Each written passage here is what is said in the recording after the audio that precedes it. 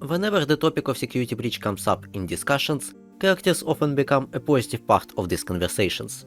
Whether you agree or not, the Glamrocks are very close in popularity to classics. But how is it possible that the cast from such a polarizing game as Security Breach is so highly regarded, when the story of the game was broken in development and Glamrocks themselves suffer from not having enough screen time, and while they can be considered simple and archetypical? Well, let us find out what Security Breach does well when it comes to presenting its cast, and how everything else after that became a supporting beam. First, we must embark on a journey into the past and see what problems FNAF characters had before Security Breach. No matter what animatronic series we will take as an example, all of them had the same flaw: a lot of characters without a character. This is especially a problem for the first 3 games, where Scott wasn't putting much emphasis on personalities, and the closest to be called characters at the time were the phone guy and William, even if William wasn't known as William back then. But this is human characters, and we are here for animatronics. And this is the problem.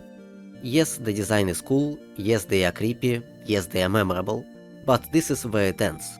And it doesn't help that whenever classics do something, there's a looming question: was this action performed by an animatronic or a soul of a child inside it? While it doesn't sound like that big of a problem at first, it makes it harder to see mascots as characters of their own.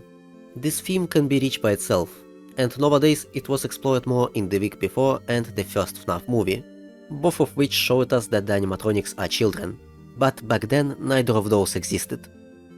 Now, things got better in Sister Location and Pizza Sim. The fun times got voice acting, and that brought so much needed personalities to them, even if we don't know for certain if any of them are possessed, except Circus Baby. At the same time, the story itself became a bit more character-driven, but the problem persisted. Fun times weren't explored enough, while the rest were animatronic bodies possessed by someone or just a rotting corpse. There was a step up in the personalities of animatronics in the Ultimate Custom Night, where Scott added post-death voice lines for them. And this was indeed a very interesting addition. However, that was a bit too late, as this was the end of the story, and nothing ever happens to these characters. Hope Wanted 1 brought nearly nothing new on that front, as it's mostly a revisiting of the previous games. The only one who showed some sort of personality is Glitchtrap, who at the time was believed to be William, so it's hard to count him as an animatronic, even though Glitchtrap is liked by many. And so I think we can already see how the history of FNAF never really seen advanced personalities in animatronics before Security Breach. The animatronics were either possessed by a human soul we know very little about, or not showing any personality, or showing personality but not having enough screen time to use it.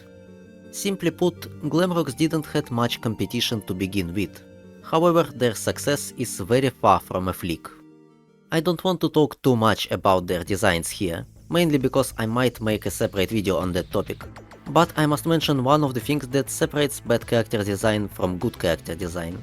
And it is all about silhouettes. Characters with good character design tend to be recognizable even if you show just their black silhouettes. And Glamrocks passed this test pretty well. Even before the release of Security Breach, their designs were already enough to see that these guys were gonna be something special. But let us move on to the way Security Breach establishes their personalities just in the first 5-10 minutes of the game. First, the game shows us the most memorable intro possible. Glamrocks are shown as a happy group of friends. Their moves are fast and expressive. The transitions almost give a feeling that we are watching an introduction to a cast of heroes. The camera often focuses on their faces, as their emotions are easy to read. Despite them being robots, this intro makes them feel alive on par with any human characters. The bar was set. It is much easier to connect with characters who show emotions. And this positive impression is solidified with Freddy, who is our guide in this world, and who shows that their program is intelligent enough to be barely indistinguishable from behavior of a usual human. What's even better is that right after that colorful intro, we are thrown into their reality. No more cameras and performances. We see the dark opposite of what we were just shown. See how troubled they are behind the scenes. Your performance was perfect tonight. Thank you. Your hair is beautiful. Your tail is beautiful. Everyone was watching you. Everyone loves you.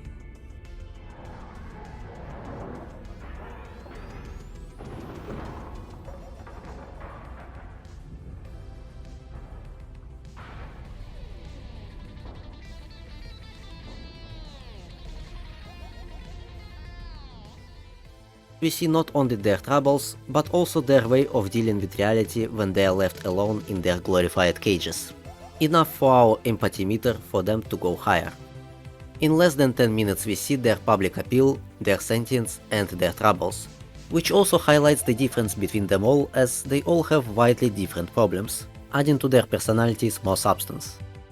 We are quickly reminded that they are also the antagonists of this game. However, because of how the intro showed them to us, we already may begin to question why is this happening, since Freddy now serves as a contrast to our interactions with others.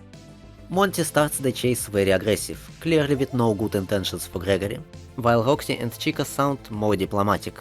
But it doesn't really fit with how Roxy is knocking on the fence and how Chica looks absolutely zombified by something. The difference in their chase animations is also an important addition to their personalities.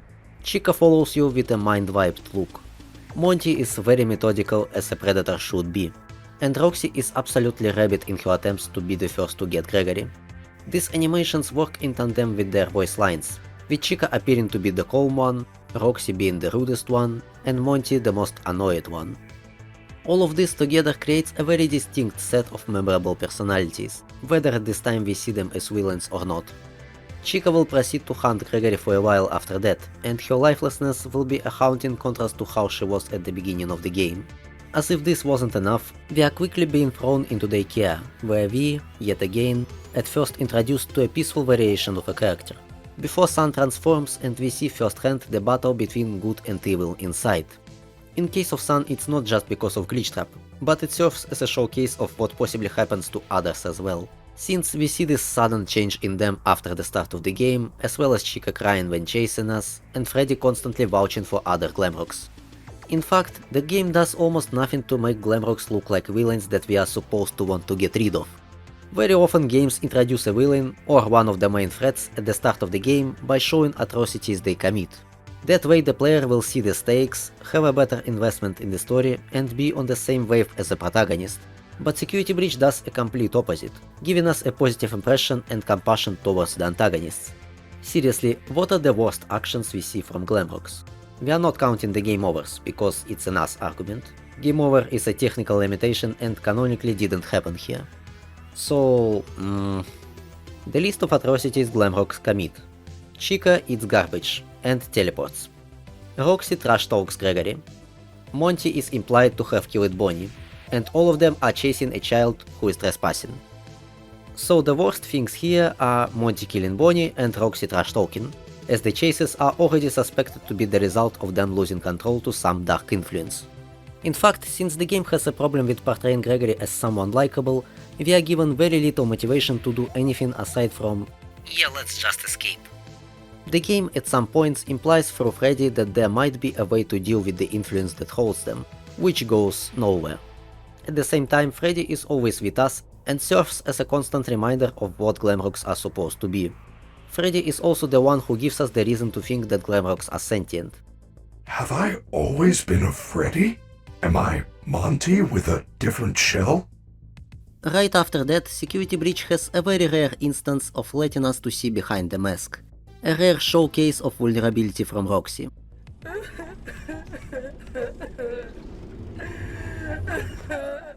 While this is basically a one-off moment, as we never see anything like this with Chica or Monty, at least not like this, it's enough to make Glamrocks look even more human, and the stakes become even higher. With all that established, Glamrocks appear very far from villains, and look much more as troubled victims, forced to do someone's bidding. But there still was a way to make this story work. There still was a way to save their victim status without doing any damage to the perception of Gregory's character and to the logic behind the plot. The game should have shown us Gregory doing objectives, trying to find an escape, and being in a very clear position of self-defense.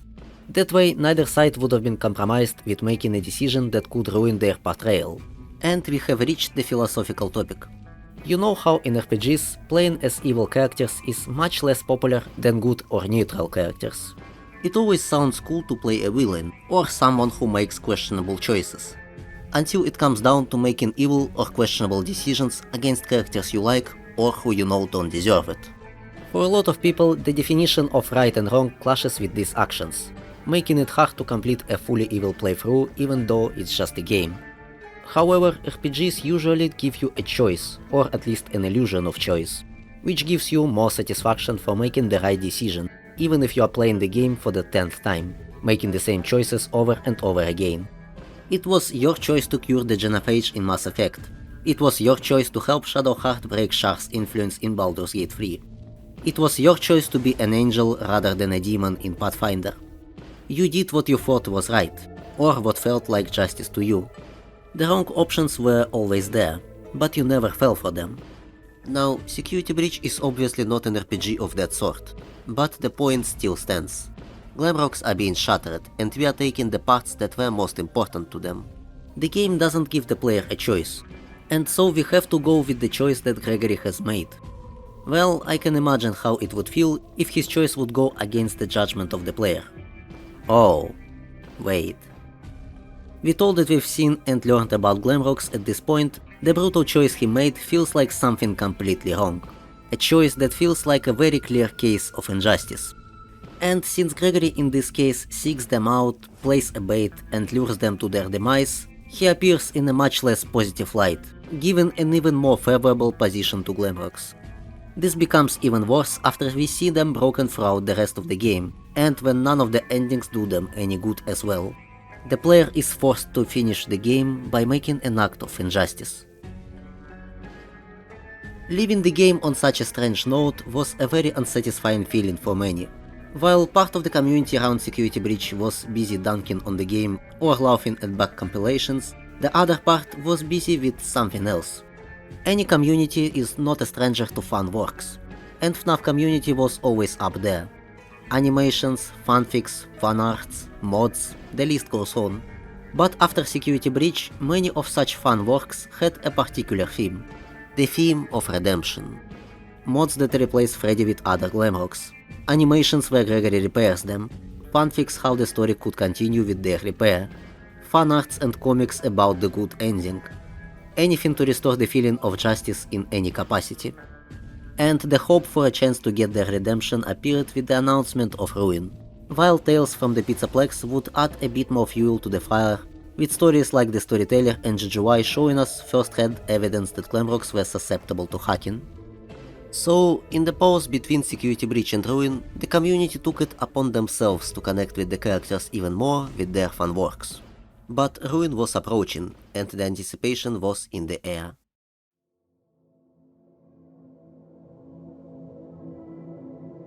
Ruin was a very cruel DLC.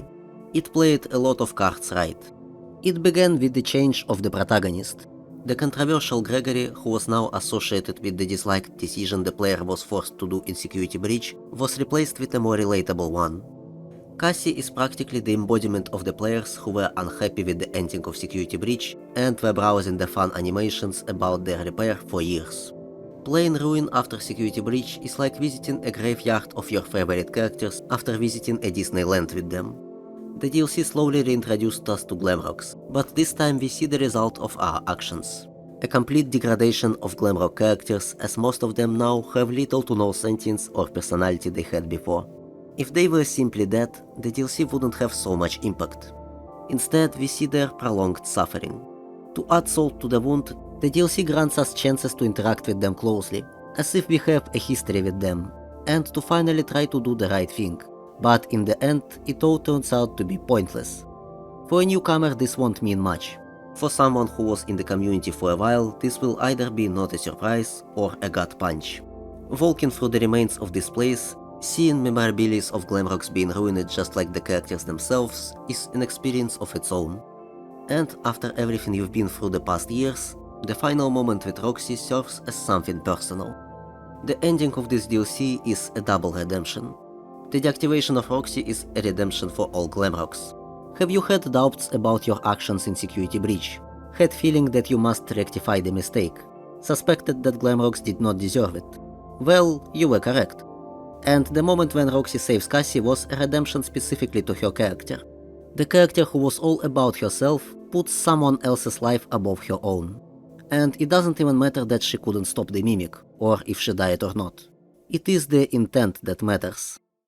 Ruin concluded with showing us that we were right to hesitate, that Glamrocks were the undeserved casualties of the story. Glamrocks were in the role of the children from FNAF 1, except now we actually had established characters and interactions with them. Obviously, after such story, their popularity wouldn't go down. Unfortunately, the part about justice is still unfulfilled to this day. Hope wanted to simply continue to play with us by giving us a shot at fixing Roxy, and by simply letting us to spend more time with Glamrocks in general. Since then, all we had is a simple glance at Glamrocks in the VIP before everything went wrong, and in the Escape the Pizzaplex, when everything was already very wrong.